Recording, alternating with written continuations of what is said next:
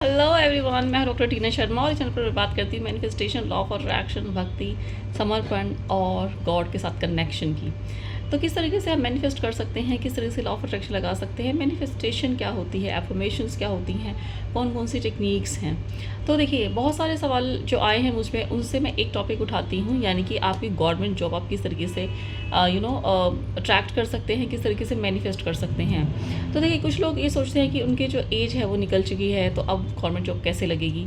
तो मेरे पास ऐसे बहुत सारी स्टोरीज़ हैं जहाँ पर उनकी एज लिमिट्स निकल चुकी थी, वो ओवर एज हो चुके थे गवर्नमेंट जॉब के लिए, लेकिन गवर्नमेंट के कुछ ऐसे रूल्स आए, कुछ ऐसे क्लॉजेस उसमें आ गई जिसमें वो फिट होते थे, और उनकी जो रिलैक्सेशन था एज में वो 2 या 3 साल का बढ़ गया था, या फिर उनकी जो एलिजिबल ही नहीं थे गवर्नमेंट जॉब के लिए। तो ऐसी कुछ नई पोस्ट्स भी निकलने लगी जिनके लिए वो परफेक्टली फिट थे, और उन्होंने ट्राई किया, उन्होंने हार्ड वर्क किया, और उसके बाद वो सिलेक्ट हो गए। तो इसलिए अगर आप सोचते हैं कि आप एलिजिबल ही नहीं हैं, या फिर आपकी एज निकल गई है, या फिर अभी आपके पास डॉक्यूमेंट्स पूरे नहीं हैं, तो आप घबराएं नहीं। आप अपना law of attraction manifestation techniques लगाते रहें और आपकी मैनिफेस्टेशन ज़रूर होगी। तो इसमें जो सबसे अच्छी जो मुझे मैनिफेस्टेशन टेक्निक लगती है वो है हनुमान जी की, यानी कि आप सुंदरकांड के पाठ करिए, और ये इसका अगर आपने पूरा कर लिया आपका टास्क, तो 100% आपकी गवर्नमेंट जॉब लग जाएगी। अगर आप भगवान में बिलीव करते हैं, आप हिंदू धर्म में बिलीव करते हैं, हनुमान जी में बिलीव करते हैं, तो आप लोगों के लिए ये सबसे ज़्यादा इफेक्टिव है, क्योंकि ये मैंने अपने खुद के लिए करी थी।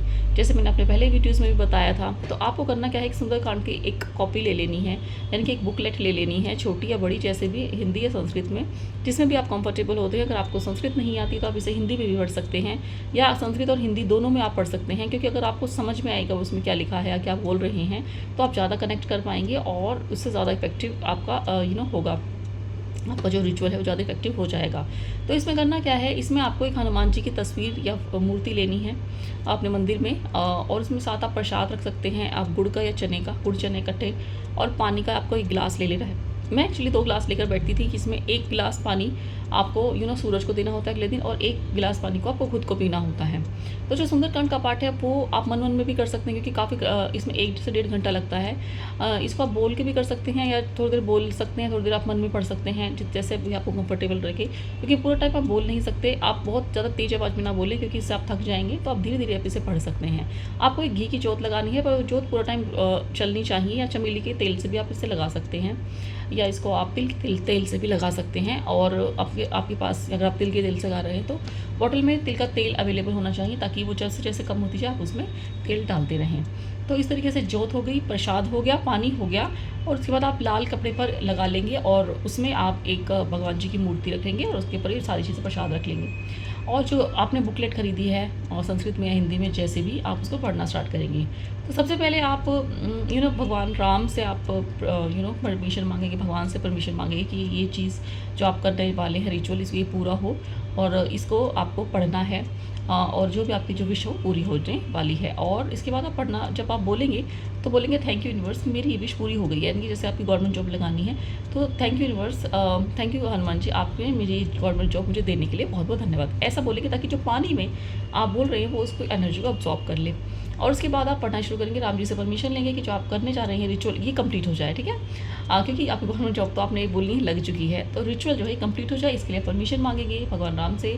हो सके तो आप 108 बार राम जी भगवान की नाम ले सकते हैं माला पे, या कैसे भी।